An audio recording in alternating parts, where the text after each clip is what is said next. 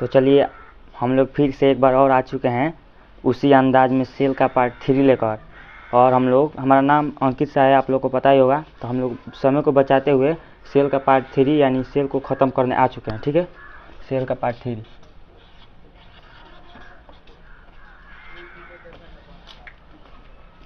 Cell part 3 पढ़ने से पहले हम सोचता हूँ जो पीछे हम लोग क्या क्या पढ़े हैं उसको थोड़ा एक बार रिवीजन हो जाए। तो हमको जहाँ तक याद है कि सेल वाल और सेल मेम्ब्रेन तक ले हम लोग मतलब पढ़े थे, तो उसको एक बार थोड़ा बता दे रहा हूँ। तो हम लोग का नेक्स्ट टॉपिक है न्यूक्लियस। तो सेल वाल और सेल मेम्ब्रेन में थोड़ा सा चर्चा कर देता हूँ।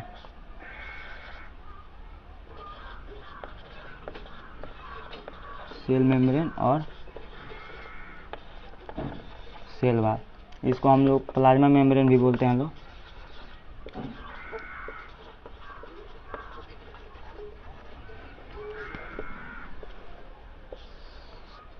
पीछे हम क्या बताए थे, मान लीजिए, और सेल मेम्ब्रेन जो है प्लांट सेल और एनिमल सेल दोनों में पाया जाता है।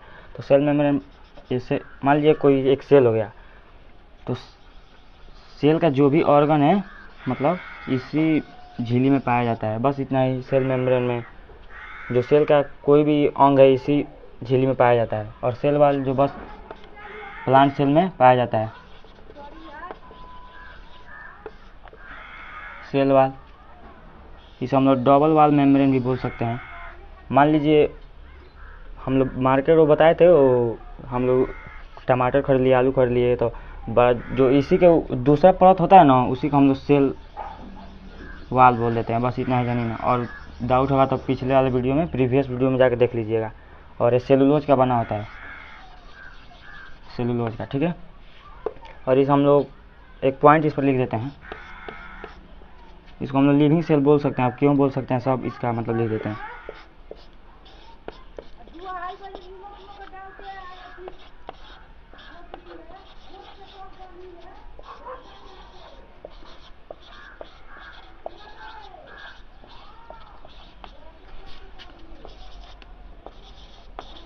Because it contain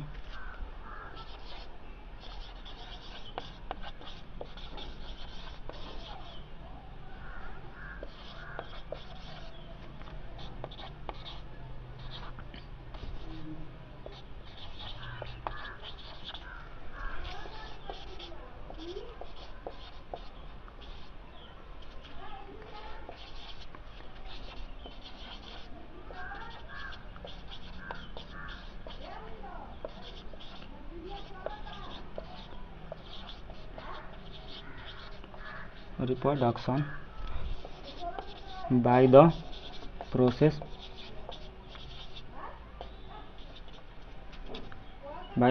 of binary fission.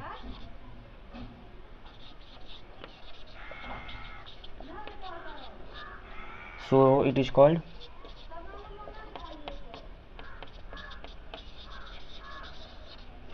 living cell.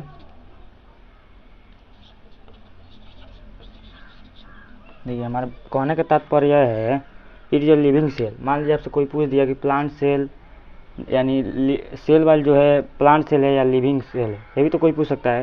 तो हम लोग इसको आराम से बिना कुछ सोचे समझे लिविंग सेल बोल सकते हैं, क्योंकि ये कंटेन जेनेटिक मटेरियल, जैसे मान लीजिए माइटोकॉन्ड्रिया, गोल्जी बॉडी और अनदर डीएनए, जीन, न्यूक्लियोटाइड, बहुत सारा ऑर्गन है, उसको क्या करता है, कंटेन करके रखता है इनसाइड द न्यूक्लियस में। ठीक है, और it is a capable for मतलब capable for reproduction by the process of binary fusion. अब बाइनरी फ्यूजन क्या होता है उसके बारे में थोड़ा सा बता दे रहे हैं, ज़्यादा नहीं। बाइनरी फ्यूजन यही बता देते।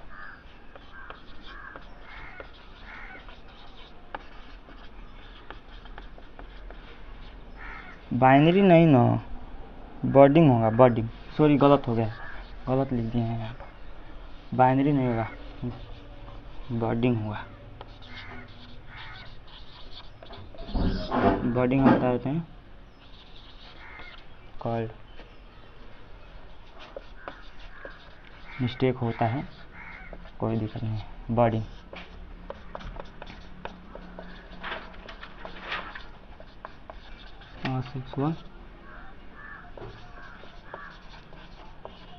सेक्सुअल रिप्रोडक्शन मतलब जैसे मान लिए एग्जाम्पल में ज़्यादा नहीं लिखेंगे, नहीं तो बायोलॉजी आ जाएगा और रिप्रोडक्शन का पार्ट।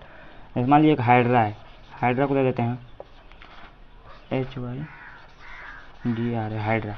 और भी बहुत सारा होता है, एक हाइड्रा से हम एक एग्जाम्पल के तौर पर समझाते हैं।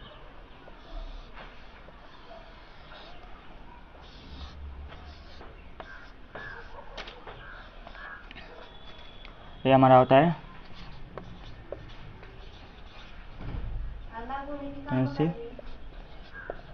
होता है बर्ड।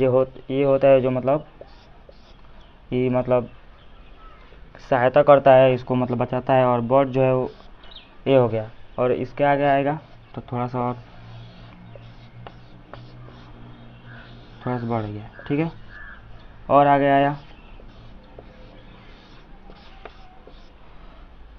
इतना हो गया। और लास्ट में अपने जैसा एक और निर्माण कर देता है, वही होता है बॉर्डिंग प्रोसेस। इसको हम लोग पेरेंट बोल देते हैं, उसको पेरेंट बेबी बोल सकते हैं। बस यही था। अब हम लोग डायरेक्ट न्यूक्लियस से स्टार्ट कर रहे हैं। यही पीछे थोड़ा उसको प्रीवियस का जो भी पढ़ाई हुआ था उसको रिवीजन करना था। अब हम लोग का टॉपिक है न्यूक्लियस, स्टार्ट करेंगे इसको इरेज करने के बाद।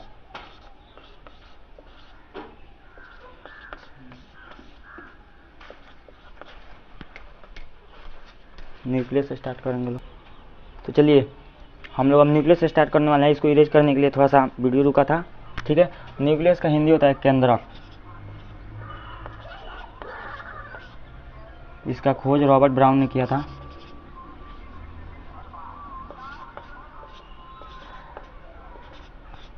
इंक नहीं है कहा, ये इंटरनल ज्ञान है, इसे कोई एक्सटर्नल ज्ञान है, बाहरी ज्ञान है, इंटरनल हटाइए। हम लोग को जो पढ़ना है पहले हम इसका एक एक टॉपिक पहले अच्छे से लिख कर तब एकदम हम लोग फील करके इसको पढ़ेंगे, समझेंगे लोग। हम एक एक टॉपिक इसको लिखते जा रहे हैं, तब हम समझाएंगे, ठीक है। चलिए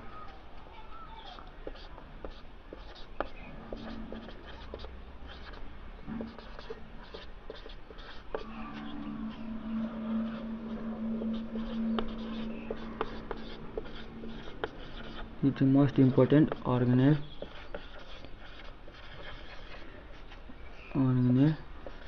फॉर एवरी सेल। दूसरा point, it is a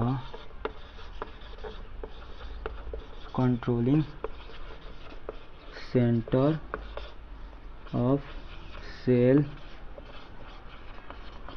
because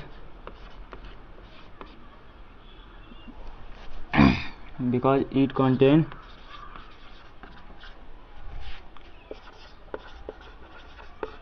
genetic materials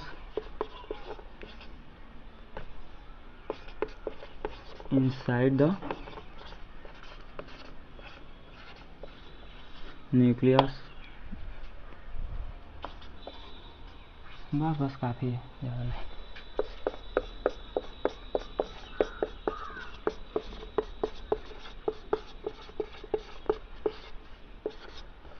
It is a property of eukaryotics।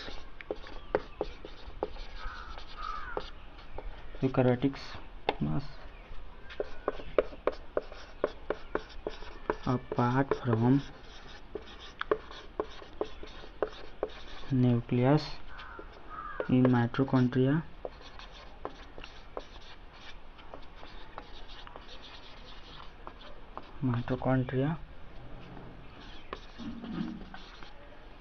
they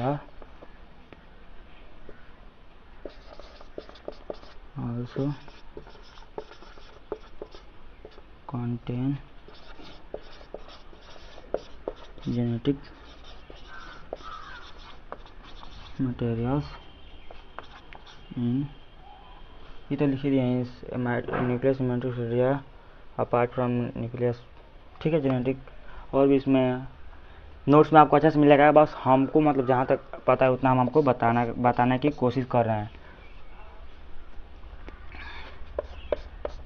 it is a double bond organism, double bond organism. और इसका खोज रॉबर्ट ब्राउन किया। रॉबर्ट ब्राउन यहीं तो लिख ही दिए हैं। और इसमें मान लीजिए कि आपका 80% प्रोटीन पाया जाता है।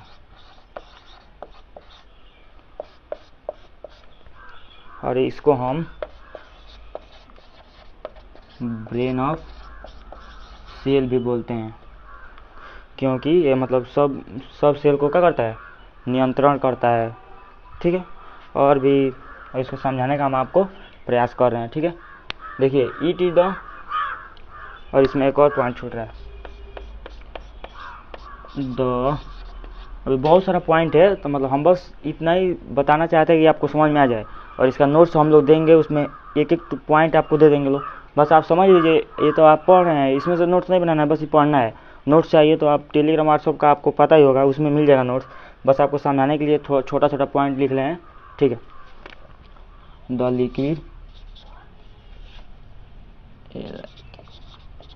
Liquid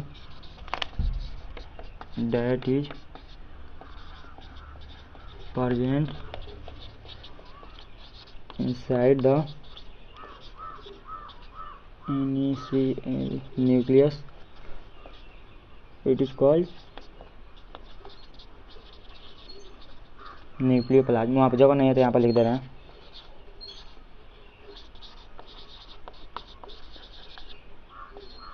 nucleoplasm. ठीक है, अब देखिए it is a most important organelle for every cell. मतलब यह बहुत मतलब इम्पोर्टेंट है प्रत्येक सेल के लिए। मतलब ऑर्गेनेल का मतलब ये हो गया, जैसे मान लीजिए सेल हो गया, तो इसमें कहीं ना कहीं तो न्यूक्लियस प्रेजेंट है। तो जो मान लीजिए इसको हम लोग कंट्रोलिंग सेंटर भी कहते हैं। तो जो ऑर्गेनेल का मतलब ये हुआ कि इसमें प्रत्येक सेल का ये मोस्ट इम्पोर्टेंट ऑर्गेनेल है, इम्पोर्टेंट ही है। न्यूक्लियस नहीं रहा तो हम लोग क्या कहें, उसको छोड़िए, हटाइए। मतलब अगर न्यूक्लियस ही हमारे शरीर का मतलब सेल का सबसे अथी ऑर्गेनेल भी बोल सकते हैं। ये हो गया, ये समझने के लिए था। और ये controlling centre of the cell, मतलब कंट्रोलिंग सेल का कंट्रोलिंग सेंटर है। मान लीजिए कहीं न्यूक्लियस हो गया, ठीक है, क्योंकि इट कंटेन जेनेटिक मटेरियल। जैसे मान लीजिए कोई भी materials like mitochondria, Golgi body और भी डीएनए वगैरह, जीन इसी में पाया जाता है। जीन, न्यूक्लियोटाइड्स, एस्ट्रॉयड बहुत भी है। इसको क्या करता है, मतलब जेनेटिक मटेरियल इसी में प्रेजेंट होता है। इसी को क्या करता है, कंटेन करके रखता है। इसी को हम लोग इसीलिए हम लोग इसको क्या बोलते हैं, controlling centre of the cell. दूसरा पॉइंट क्लियर हो गया। तीसरा ये प्रॉपर्टी ऑफ यूकैरियोटिक। अब यूकैरियोटिक्स और प्रोकैरियोटिक्स आपको इसी के जस्ट बाद मिलेगा। मतलब यूकैरियोट्स हम बताएंगे, अभी क्या बताएं, अभी फिर उसको पढ़ना ही है। मतलब इतना जानिए ना, यूकैरियोटिक्स का प्रॉपर्टी है। और अभी हम बता देंगे प्रोकैरियोटिक और यूकैरियोटिक दोनों साथ में। Apart from nucleus in mitochondria also contain genetic material, वही बात हुआ। अब देखिए, अब ये पॉइंट और ये पॉइंट, ये दोनों का हम बता दे रहे हैं अभी। तो इस यहाँ पर थोड़ा इरेज करके, it is a double bond organism. ये सेल हो गया, मान लीजिए न्यूक्लियस ही हो गया, छोड़िए, अब सेल के अंदर ही न्यूक्लियस पाया जाएगा। न्यूक्लियस हो गया। जो डबल बाउंड ऑर्गेनिज्म होता है ना, यही तो है। और इसमें जो लिक्विड प्रेजेंट हो रहा है उसको हम न्यूक्लियोप्लाज्म बोल देते हैं। ये भी हो गया। इसको हम लोग ब्रेन ऑफ सेल भी बोलते हैं। अभी बताएं आपको, क्योंकि ये नियंत्रण करता है, मतलब किसी भी चीज़ को क्या करता है, कंट्रोल करके रखता है।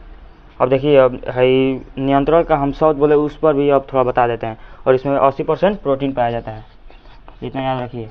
जैसे मान लीजिए हमको कोई चींटी काटा, ठीक है, तो हमको पता चला रही हमको कोई मतलब यही क्या करता है, यही उसको कंट्रोल करता है। कि जैसे मान लीजिए कोई अंधा है या बहरा है या लंगड़ा है, उसको मतलब क्या कौन स्पष्ट करता है कि कैसे वो अंधा है, कैसे बहरा है, वो सब न्यूक्लियस ही अथी करता है, स्पष्ट करता है। जैसे मान लीजिए हमारे शरीर में कोई फंक्शन हो रहा है, जैसे मान लीजिए हम लोग सांस ले रहे हैं, छोड़ रहे हैं, एक्सलेशन इनहेलेशन कर रहे हैं, मानो ब्रीथिंग के प्रोसेस से, तो वो अभी मतलब कौन उसको स्पष्ट कर रहा है, न्यूक्लियस ही कर रहा है, बस इतना ही। और हम बता दे रहे हैं एक जो ये है ना पॉइंट, किधर गया, हाय हाय ये वाला माइटोकॉन्ड्रिया, इसको हम थोड़ा यहाँ पर इरेज करके बता देते हैं, चाहे उसको अच्छे से बताएंगे हम, क्योंकि न्यूक्लियस बहुत अच्छा टॉपिक है, तो इसको हम लोग अच्छा से पढ़ा जाएगा, ज़्यादा कोई इतनी नहीं है, ठीक है।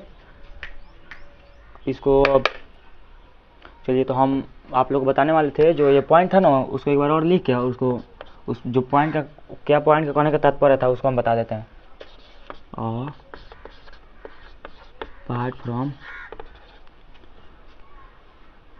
Apart from nucleus in mitochondria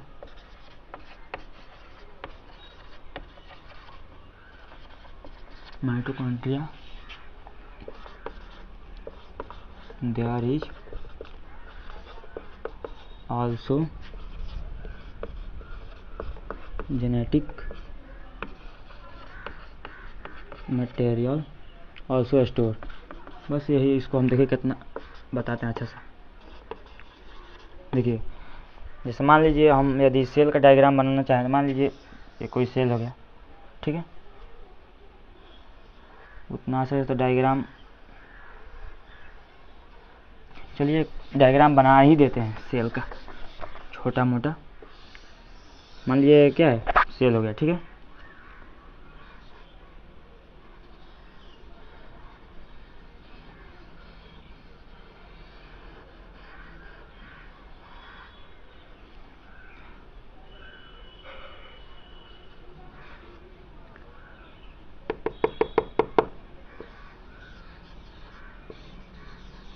बहुत सारा होता है, बस हम लोग न्यूक्लियस जानेंगे। मान लीजिए न्यूक्लियस हो गया, यही होता है सेंटर न्यूक्लियस का, और जो इसमें लिक्विड प्रेजेंट था उसको हम लोग क्या बोले थे अभी, न्यूक्लियोप्लाज्म। और इसको हम लोग कंट्रोलिंग सेंटर, यही है कंट्रोलिंग सेंटर। और जो है ना, हम एक और पॉइंट लिखवाए थे डबल बाउंड वाला, वही है, यही है, ठीक है। तो देखिए मान लीजिए सबसे पहले एक सेल हो गया, ठीक है। सेल के अंदर क्या पाया जाता है, न्यूक्लियस, अगर मतलब न्यूक्लियस, और न्यूक्लियस के अंदर क्रोमोजोम्स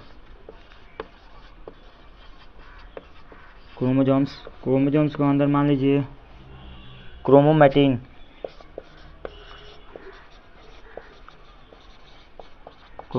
ठीक है। क्रोमोमैटिन के अंदर और हम अंदर आएंगे तो डीएनए मिलेगा, डीएनए के अंदर जीन मिलेगा, और ठीक है। और जीन जो होता है ना, वो इसको एक और होता है न्यूक्लियस का, जो जिसको हम लोग एस्ट्रॉयड बोलते हैं। तो एस्ट्रॉयड हम लोग उसको बोलते हैं, मान लीजिए पूरा न्यूक्लियस हो गया, और जो ये है ना इसको हम लोग न्यूक्लियर मेम्ब्रेन भी बोलते हैं। तो इसको हम लोग यदि nucleus minus nuclear membrane is equal to nucleotides,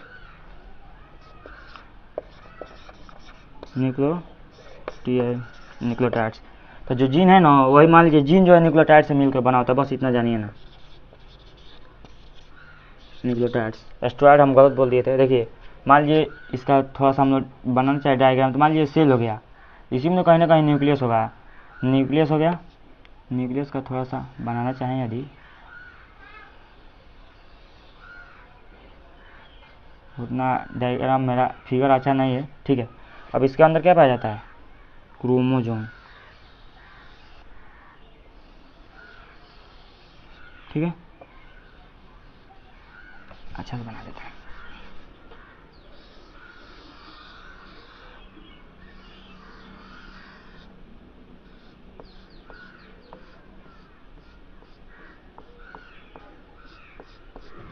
chromosome के अंदर इसमें भी कोई प्रेजेंट है, उसको हम लोग क्रोमोमैटिन भी बोल देते हैं।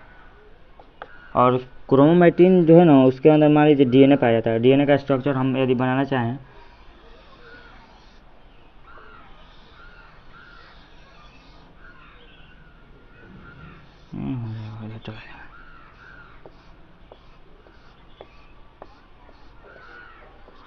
ATU कुछ भी दे देते ना, मतलब वो बायोलॉजी के तहत तो कोई नाम दिया था है, वैसा स्पष्ट होता है। मतलब आने वाले जनरेशन में मान लीजिए DNA मिलेगा तो लड़का हो या लड़की हो, उसी को हम लोग ऐसे करते हैं, ठीक है। और इसके अंदर जो हमारे पाया जाता है उसको हम लोग जीन भी बोल देते हैं। जीन, जो जीन है ना, हम आपको बताए थे, जो यही स्पष्ट करता है माता पिता का जो जीन है ना, उसी से स्पष्ट होता है कि मतलब लड़का हो या लड़की, यही स्पष्ट करता है। मान लीजिए जैसे सन और डॉटर,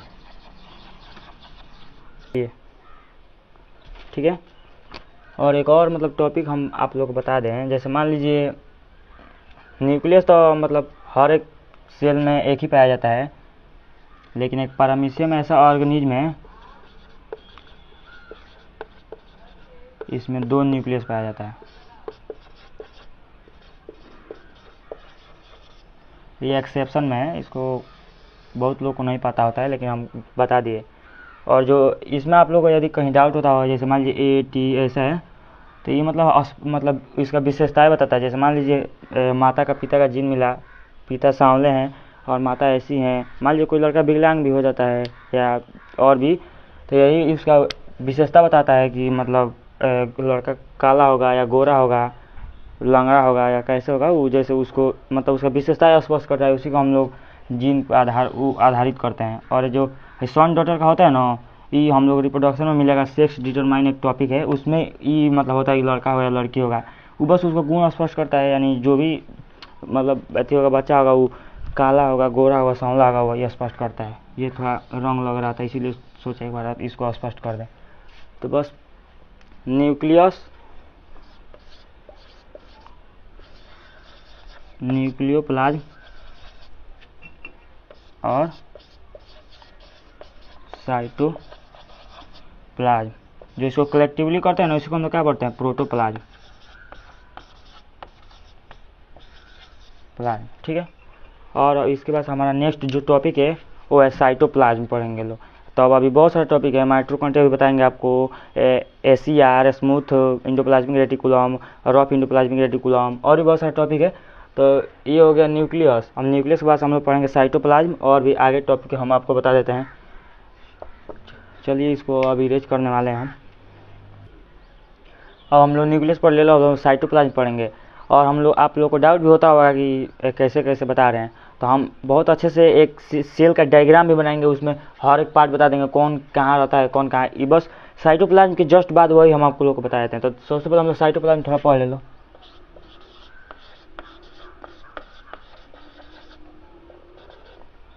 सेल में जो लिक्विड प्रेजेंट रहता है ना सेल में, उसी को हम लोग साइटोप्लाज्म बोलते हैं। और इसका 2-3 पॉइंट भी लिख देते हैं।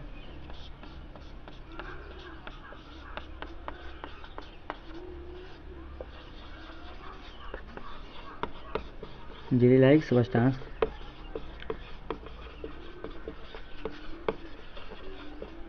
that is present inside the cell.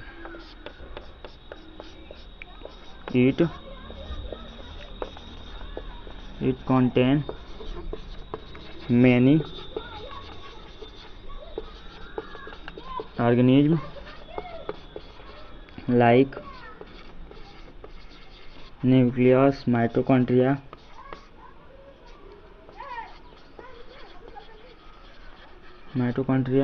और Golgi body,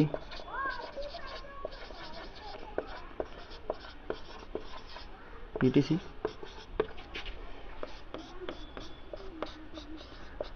It is a composed of carbon, hydrogen,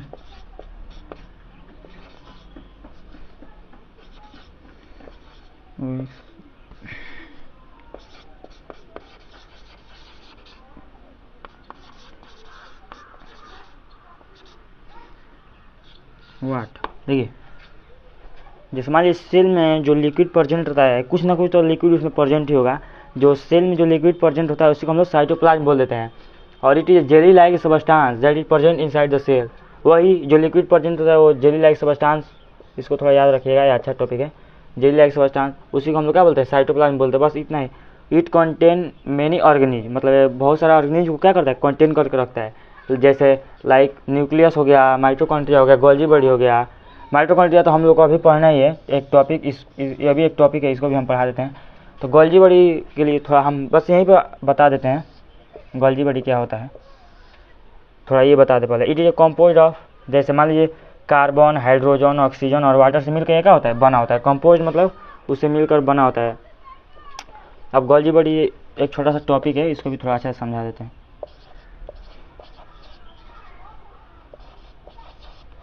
Golgi body देखिए, मतलब इसको हम लोग बोल सकते हैं it is delivery of the oxygen या कुछ भी वन प्लेस वन, यहाँ से वहाँ तक का, one place to another place को क्या करता है, वो पहुँचाता है। जैसे मान लीजिए परिवहन का काम करता है। जैसे मान लीजिए हमारे शरीर में एनर्जी ऑक्सीजन मान लीजिए बना है, तो जहाँ ऑक्सीजन का ज़्यादा मतलब जहाँ ज़रूरत नहीं है और जहाँ ज़रूरत है वहाँ से उठाकर वहाँ पर उसको क्या करता है, डिलीवर करता है। मतलब एक जगह से दूसरी जगह उसको ऑक्सीजन हो गया, एनर्जी हो गया, हमारे बॉडी में जो मतलब जो भी एनर्जी है या ऑक्सीजन कुछ भी, वो क्या करता है, परिवहन करता है एक जगह से दूसरे जगह। जैसे मान लीजिए माइटोकॉन्ड्रिया में एटीपी बना, 38 एटीपी बनता है, वो भी हम बताएंगे अभी। वो ऑक्सीजन एक क्रिएट किया, जनरेट किया, ऑक्सीजन हम लोग लेती किए, एनर्जी उससे प्रोड्यूस हुआ, जैसे ग्लूकोज बना, वो हम बताएंगे। वही जो यहाँ से एक जगह से दूसरी जगह उसको मतलब डिलीवर किया, उसी को हम लोग गोल्जी बॉडी बोलते हैं। बस इतना जानिए है इसका। अब हम लोग अब सेल का डायग्राम बना के उसमें अच्छे से हम बता देते हैं कौन कहाँ है, और उसके बाद हम लोग अगला टॉपिक पढ़ेंगे ACR RER, ठीक है। तो अब इसको इरेज करना है। चलिए हम लोग एक छोटा सा सेल का मतलब डायग्राम बनाने का थोड़ा कोशिश प्रयास में है, बन जाएगा। जहाँ तक हमको पता है उतना बताने का कोशिश कर रहे हैं।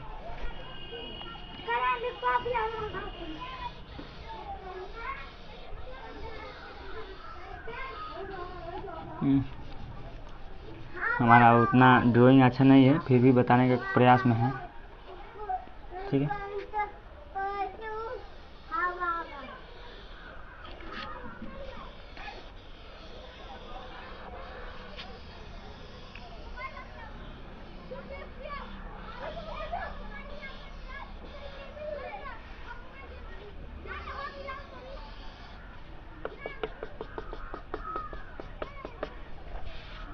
यहाँ पर सेंट्रोसोल होता है,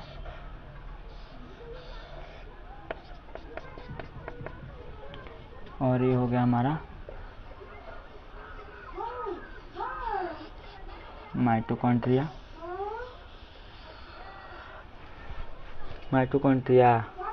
और ACR हो गया।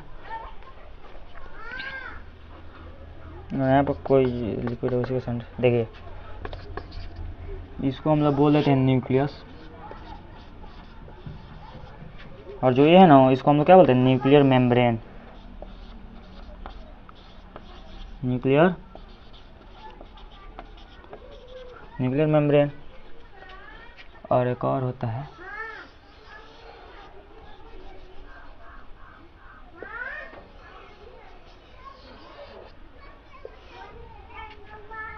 ठीक है। और यही है गोल्जी बॉडी जो अभी आप लोग को बताएं, गोल्जी बॉडी ये हो गया। और यहाँ पर होता है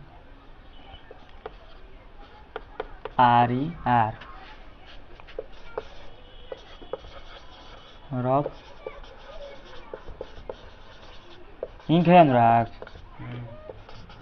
इंक खत्म, इंडोप्लाज्मिक रेटिकुलम हो गया, ठीक है। और जो यही जो सबसे लास्ट होता है इसको हम लोग सेल मेम्ब्रेन या प्लाज्मा मेम्ब्रेन, तो आपको पता ही होगा।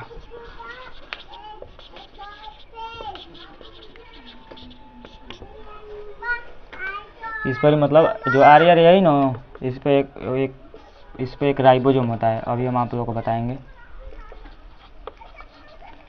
और एक और है ACR, smooth endoplasmic reticulum, ACR। और यहाँ पर जो होता है सेंट्रोसोल, ठीक है। और यही होता है साइटोप्लाज्म। बस इतना ही। इसमें जो लिक्विड प्रेजेंट था उसी को हम लोग बोल देते हैं न्यूक्लियोप्लाज्म, NaCl न्यूक्लियो।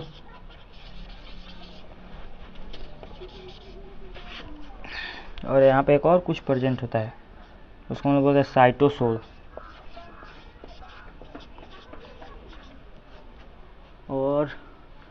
और ये जो है माइटोकॉन्ड्रिया है।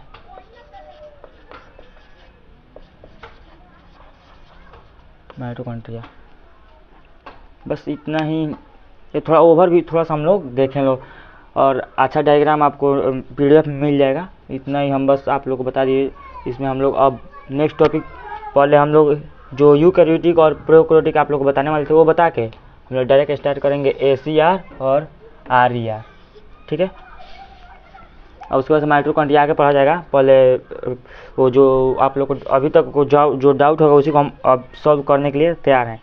जो यूकैरियोटिक और प्रोकैरियोटिक था ना, उसी को हम लोग अब चल रहे हैं। लोग इसको थोड़ा इरेज करना है, एक बार देख लीजिए। जो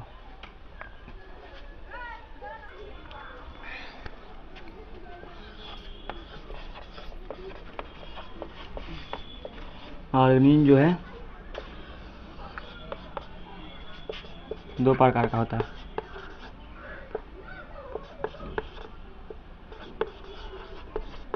prokaryotic, eukaryotes.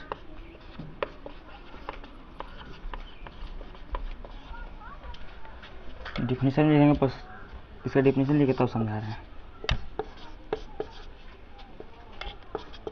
Those organism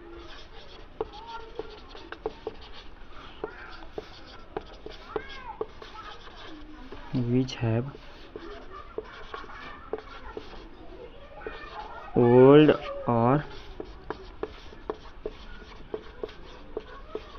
primitive nucleus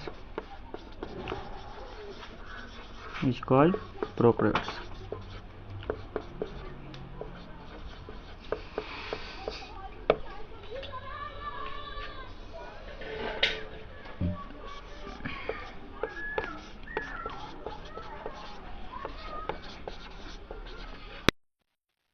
उठाओ, ठीक है, उठ के तू वो थोड़ा कैमरा हम लोग का गिर गया था। कोई दिक्कत नहीं, चलिए तो स्टार्ट करते हैं लोग।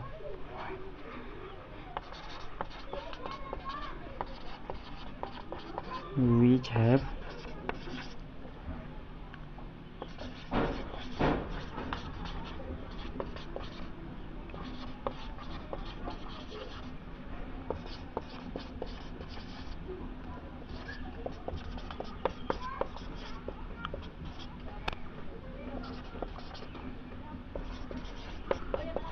is called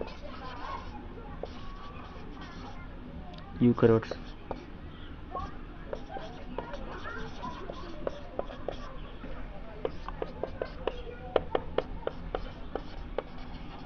ह्यूमन हो गया, प्लांट, और भी बहुत सारा हो जाएगा। हाँ, हिलने ना देना भाई कैमरा। इसमें न्यूक्लियस, थोड़ा न्यूक्लियस और प्रेजेंट बोल देते हैं और अच्छा लगेगा। Is called eukaryotes. इसमें एग्जांपल में आ जाएगा। प्रोकैरियोट्स में क्या आएगा, जिस पर ओल्ड मतलब न्यूक्लियस हो, पुराना। बैक्टीरिया हो सकता है, ब्लू ग्रीन एल्गी,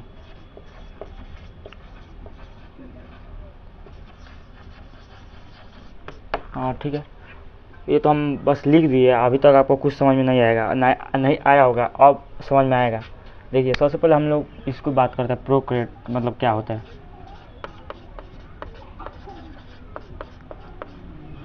इसको हम लोग पहले तोड़ने का कोशिश करते हैं। ये दो वर्ड से मिलकर बना है, प्रो प्लस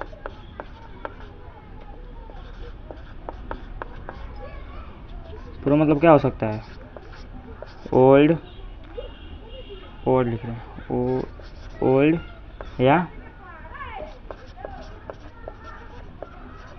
प्रिमिटिव मतलब पुराना होता है। और इसका मतलब हो जाएगा ऑर्गेनिज्म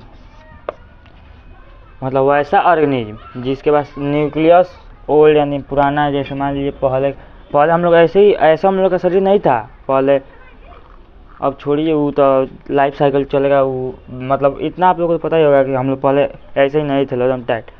पहले कुछ क्या आया क्या नहीं आया जीव ऐसे पहले लोग आदिमानव चलता था सब ऐसे ऐसे एकदम टाइट हम लोग हुए ना, वही बात है। तो जो पहले के जो आदिवासी लोग हुआ करते थे उन लोग को हम लोग बोल नहीं सकते हैं। जैसे मान लीजिए बंदर के टाइप का आदिमानव गोरिल्ला है ना, इन लोग का डीएनए हम लोग से मिलता है तो उसको हम बोल सकते हैं प्रोकैरियोट्स का वो अथी है एग्जाम्पल है। यही अब यूकैरियोट्स का होता है। इसको डिफिनेशन के लिखने में समझाते हैं। Those organism which have old और प्रिमिटिव न्यूक्लियस आर प्रेजेंट, मतलब वैसे ऑर्गेनिज्म जिसके पास ओल्ड टाइप का क्या न्यूक्लियस प्रेजेंट है उसी को हम लोग क्या करते हैं प्रोकैरियोटिक्स। लाइक मैं एग्जाम्पल दे ही दिए बैक्टीरिया ब्लू ग्रीन एल्गी और भी हो सकता है एक्सेट्रा। ठीक है, हिलाओ मत कैमरा। और those organism which have modern और एडवांस, मॉडर्न मतलब क्या नया, जो हम लोग अभी भी जिस मतलब अभी क्या चल रहा है मॉडर्न चल रहा है हमारा, वो इतिहास हम नहीं पढ़ाएंगे। और एडवांस मतलब अच्छा न्यूक्लियस क्या हो प्रेजेंट हो उसी को हम लोग क्या कहते हैं यूकैरियोट्स। इसमें ह्यूमन जो अभी हम लोग हैं हम लोग में एडवांस टाइप का क्या है न्यूक्लियस प्रेजेंट है, इसीलिए हम लोग बोल नहीं सकते हैं हम लोग यूकैरियोटिक के क्या है प्रॉपर्टी हैं। प्लांट हो गया इसमें भी एक्सेट्रा। अब जो हम लोग पढ़ने जा रहे हैं ACR RER बस ये इतना ही था, इसको अब हम इरेज करने वाले हैं। हो गया, तो चलिए हम लोग का जो नेक्स्ट टॉपिक है वो क्या है ACR और RER। ठीक है, तो मान लीजिए DNA था ना तो उसका फुल फॉर्म भी होता है, हम बता दे रहे हैं डाइऑक्साइड राइबो न्यूक्लिक एसिड होता है। वो हम मतलब उसमें छूट गया था, सोचे ऐसे ही बता दें।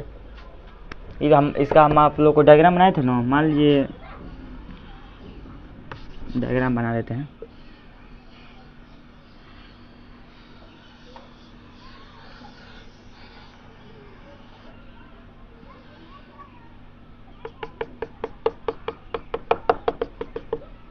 ये वाला जो मतलब इसका फुल फॉर्म भी लिख देते हैं।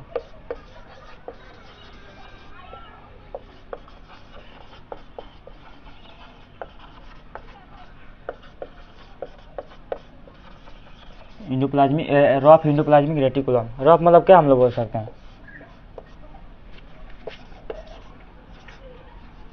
अरे रफ एरिया जैसे मान लीजिए उबड़ खाबड़ वो हो जाएगा। और इसका फुल फॉर्म होता है स्मूथ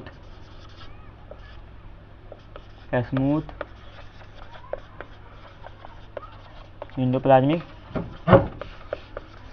रेटिकुलम। ऐसे मतलब चिकनी सतह और उसको हम लोग बोल सकते हैं खुदरी सतह। तो जो ये वाला भाग होता है ये होता है रफ, और ये वाला जो भाग होता है इसको हम स्मूथ होता है ACR। ठीक है, अब देखिए दोनों के बारे में मतलब हम लोग यदि लिखना चाहें तो देखिए जो ACR है ना ये कार्बोहाइड्रेट था वसा का निर्माण करता है। CR भी जो कार्बोहाइड्रेट और वसा का निर्माण करता है। ठीक है, ACR जो है, और इसका जो फंक्शन है वो भी हम बता देते हैं, एक ट्रिक से है वो भी बता देते हैं। MS जो इसका फंक्शन है वो एक हम ट्रिक पे बता देते हैं। कैप्टन MS धोनी होता है, कैप्टन MS धोनी। ठीक है, अब फंक्शन को हम सबको बारी बारी से लिखते चलते हैं। सबसे पहले CA का मतलब कैप्टन, M का मतलब, S का मतलब, और धोनी एक ही में है तो बस D लिख दे रहे हैं, D मतलब धोनी। ठीक है, कैप्टन का मतलब कैल्शियम स्टोरेज स्टोर्ड, हाँ कैल्शियम स्टोर्ड। ठीक है,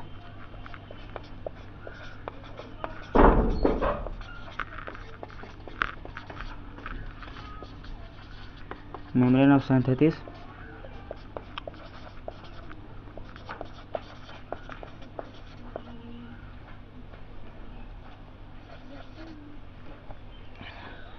मेटाबॉलिस्ट कार्बोहाइड्रेट, ये यार कार्बोहाइड्रेट और निकलते हुआ तो कोई दिक्कत नहीं है। और एस का मतलब होता है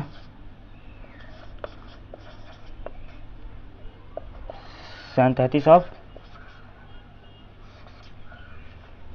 लिपिड।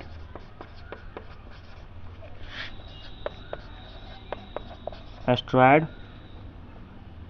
हाँ एस्ट्रॉयड हार्मोन। और जो डी का मतलब होता है डिटॉक्सिफिकेशन।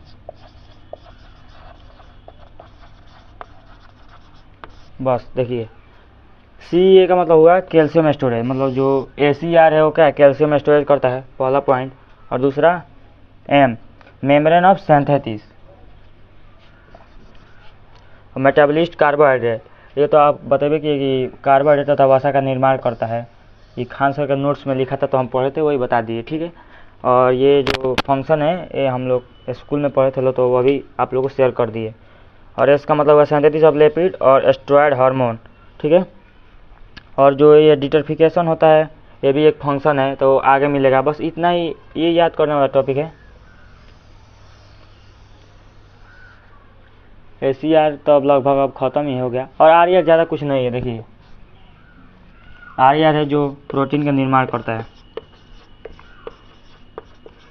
इस पर राइबोसोम होता है, इस पर जो है ना RR, इस पर एक राइबोसोम होता है। अब राइबोसोम क्या होता है, इसको हम लोग बोल सकते हैं ये कोशिका का अंदर का सबसे छोटा अंग है जो प्रोटीन का निर्माण करता है। इसे हम लोग प्रोटीन फैक्ट्री भी बोलते हैं। प्रोटीन फैक्ट्री प्रोटीन का निर्माण करता है। और एक मतलब कोशिका का अंदर का सबसे छोटा अंग है जो जिसको हम लोग क्या बोलते हैं, राइबोसोम। बस ये टॉपिक है लगभग अब इतना ही ख़त्म हो गया है। अब इसको इरेज करेंगे हम। चलिए, तो हमारा जो नेक्स्ट टॉपिक है वो है लाइसोसोम। लाइसोसोम्स बहुत ख़तरनाक है। ये एक टॉपिक इस पर लिख देते हैं और समझा देते हैं।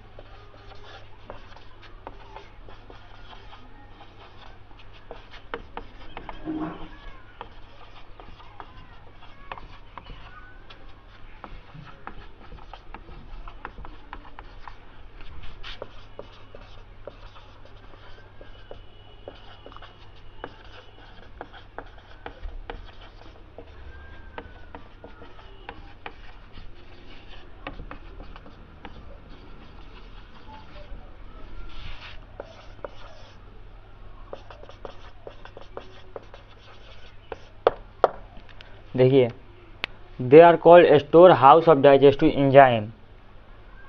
स्टोर हाउस, अब इसको हम लोग स्टोर हाउस क्यों कहते हैं, ये देखिए। मान लीजिए हमारे शरीर में कोई अंग अपना कार्य करना मतलब बंद कर दिया, तो उससे मतलब ये क्या करता है, स्टोर हाउस मतलब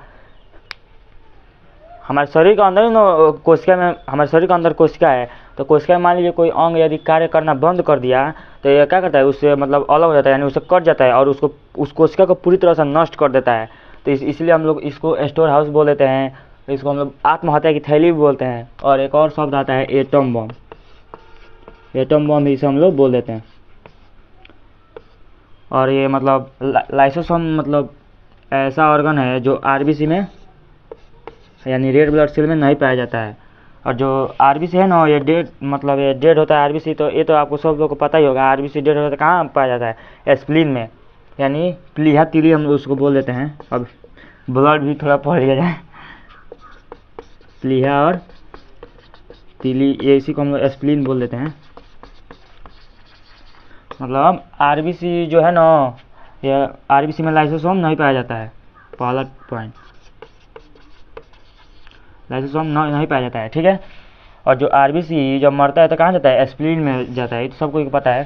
तो इसीलिए हम लोग इसको क्या कह देते हैं, आरबीसी है ना, इसको हम लोग बोल देते हैं स्प्लीन का कब्र भी बोलते हैं, बन के ना आरबीसी का कब्र बोल देते हैं। लाइसोसोम यही हो गया। और garbage house of the cell, ये तो मान लीजिए कोई भी सेल का कोई भी अपना वर्क करना बंद कर दिया तो ये तो मतलब उससे अलग होगा, लेकिन उसको पूरी तरह से उसको पूरा नष्ट कर देगा। बस ये लाइसोसोम, और कुछ ज़्यादा इतना ही याद रखने वाला यही मेन टॉपिक है। और इसको हम लोग बोल देते हैं आत्महत्या की थैली, चाहे यही याद रखने वाला है। अब हम नेक्स्ट टॉपिक स्टार्ट करेंगे और इसका कोई पूछ भी सकता है आपसे इसका खोज किसने किया था, तो डी डुबे ने किया था। बस अब हम लोग पढ़ेंगे प्लास्टिड, वॉक्यूल्स। अभी माइटोकॉन्ड्रिया भी ज़्यादा टॉपिक है, इसको इरेज करना है हमको। चलिए तो हम लोग क्या पढ़ना है, प्लास्टिड।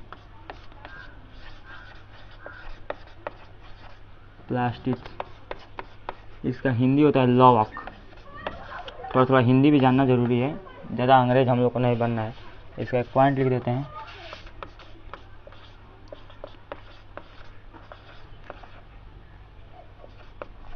दी आर द इंग नहीं है का यार,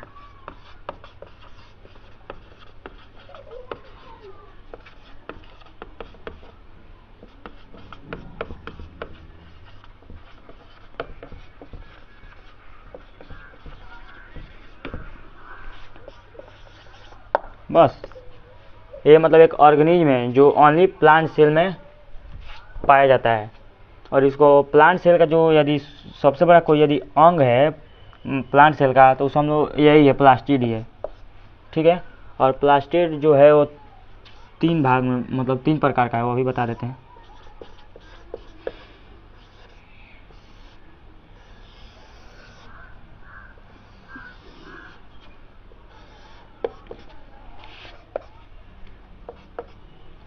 एक होता है क्लोरोप्लास्ट, एक क्रोमोप्लास्ट, एक होता है ल्यूकोप्लास्ट। क्लोरोप्लास्ट मतलब इसमें क्लोरोफिल प्रेजेंट रहता है।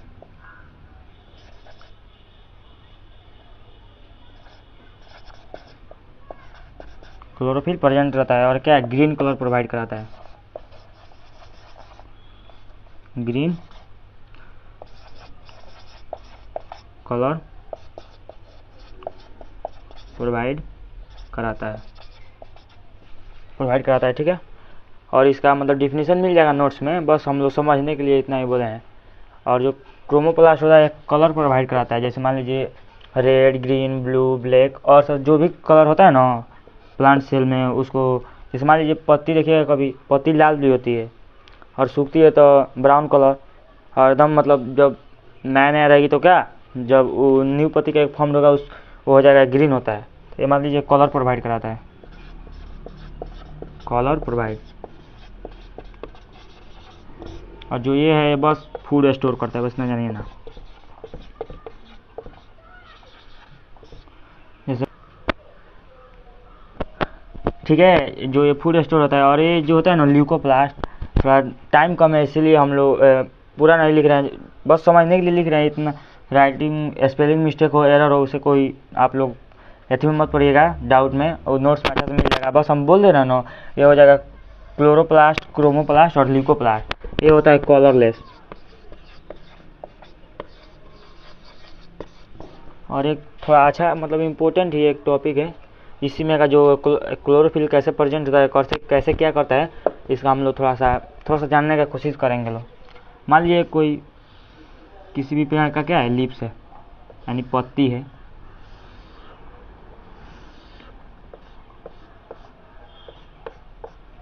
इसमें बहुत सारा पोर्स है कि नहीं है, पोर्स है, बहुत सारा पोर्स प्रेजेंट है। ठीक है। यदि हम बनाना चाहें इसको, इसमें अंदर जो प्रेजेंट रहता है,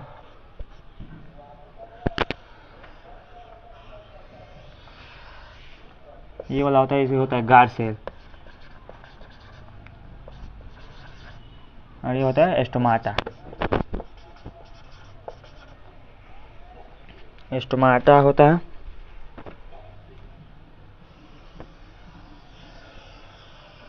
मान लीजिए ये कि हमारा क्या हो गया, स्टोमाटा हो गया, तो इसमें भी इसके भी अंदर बहुत सारा क्या है प्रेजेंट रहता है। ये होता है स्ट्रोमा लेमिना।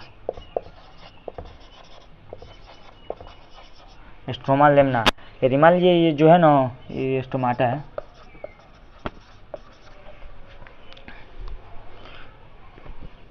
इसमें क्लोरोफिल तो प्रेजेंट रहेगा, तभी ना ग्रीन कलर मतलब प्रोवाइड कराएगा क्लोरोफिल। और यदि ग्रुप में ये रहा, इसको हम लोग बोल देते हैं ग्रेना। क्या बोल देते हैं, ग्रेना। यदि सिंगल रहा तो थायरोक्साइड बोल देते हैं, THY थायरोक्साइड। ठीक है, यही था। इसी के कारण पत्ती क्या होती है हमारी, हर्रा होती है, ग्रीन। ये हो गया। अब हम लोग पढ़ेंगे लोग वॉक्यूल्स, माइटोकॉन्ड्रिया, और अब आगे टॉपिक करेंगे लोग इसको इरेज करने, और प्लास्टर के बाद वॉक्यूल्स पढ़ना है।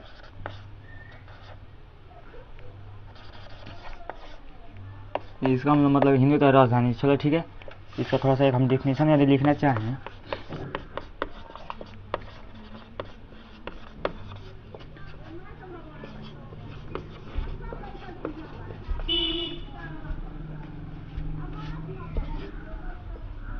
Membrane structure that is present in cytoplasm and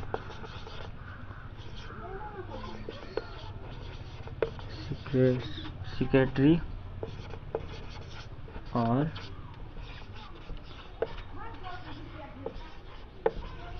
एक्सेटरी function.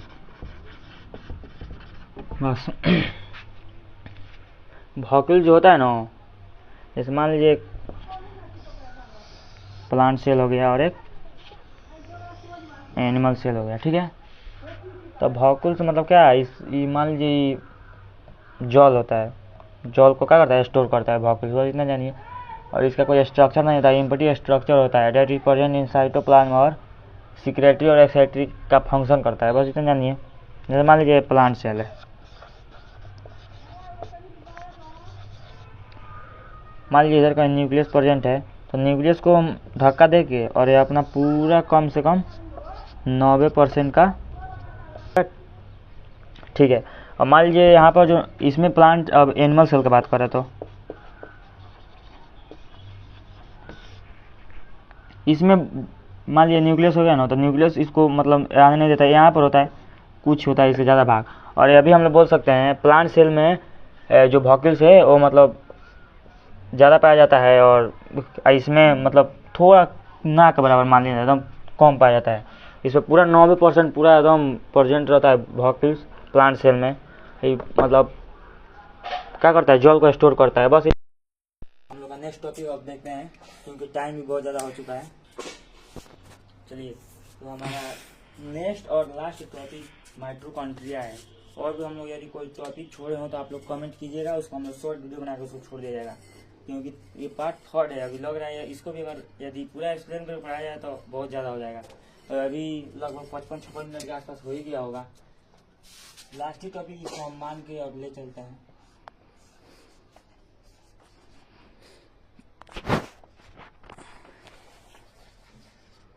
Mitochondria, इसकी खोज ऑल्टमैन ने किया था।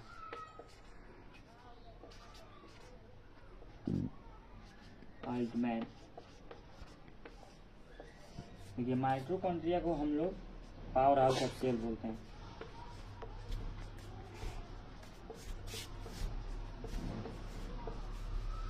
सेल बोलते हैं, क्यों बोलते हैं ये तो हम लोग थोड़ा सा जान लेंगे, ज़्यादा नहीं जानना है।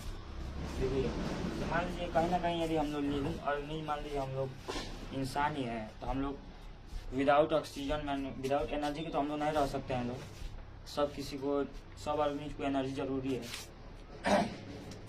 जैसे मान लीजिए अथी देखते हैं, मान लीजिए हम लोग ऑक्सीजन लेते हैं ना, कितना भी ले तो उससे हम लोग कोई डिपेंड नहीं करता है। हम लोग ऑक्सीजन का जो माइटोकॉन्ड्रिया है उसको कितना हम लोग को ऑक्सीजन का कार्य रहता है, जो हम लोग को एनर्जी प्रोवाइड कराए माइटोकॉन्ड्रिया को 4% ऑक्सीजन है, मतलब क्या करता है, गेन करता है। हमारे मतलब ऑसोफेगस जो पाइप नली है, फुल पाइप एक होता है और एक बहुत सारे पाइप, मतलब 2 पाइप यहाँ पर होता है, फुल पाइप है और एक विंड पाइप। तो वही है, मान लीजिए 4% हम लोग ऑक्सीजन ले लिए, ठीक है। जो 4% ऑक्सीजन है ये टूट के 38 ATP बनाता है। इसका फुल फॉर्म होता है एडिनोसिन ट्राइफॉस्फेट। अब ये है 38 ATP, जो ये मतलब ये क्या बनाता है, ग्लूकोज बनाता है।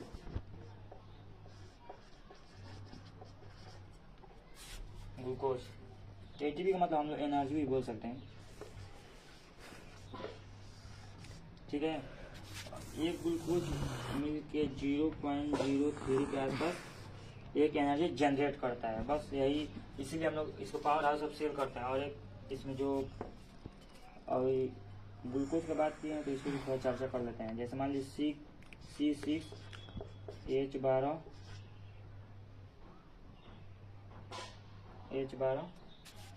O6 और O6 प्लस O2 संतुलन इक्वल टू क्या बनाता है, CO2 plus H2O plus ATP। ये सबसे 38 ATP, यही याद रखने वाला सबसे मेन माइटोकॉन्ड्रिया है, यही सबसे, इसी पर माइटोकॉन्ड्रिया आ रहा है। पावर हाउस सबसे इसको हम लोग क्यों मतलब आप लोगों को तो पता हो गया, और हम भी थक चुके हैं। तो इसी के साथ इसको खत्म होने से पहले आप लोग को थोड़ा आप लोग का हेल्प चाहता हूँ। ये रहा हम लोग का चैनल, आप लोग हम लोग का वीडियो देखिए, ज़्यादा मतलब शेयर कीजिए, लाइक कमेंट तो आपके ऊपर है, अच्छा लगे तभी कीजिएगा, आपसे कोई ज़बरदस्ती नहीं है। हम लोग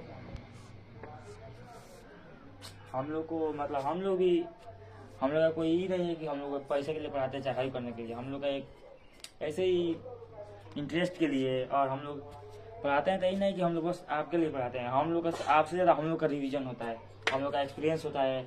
अब कोई भी क्वेश्चन पूछेगा तो हम लोग जवाब आता है। तो इसी के साथ अब मतलब हम एंड कर रहे हैं, ठीक है, ओके बाय भाई।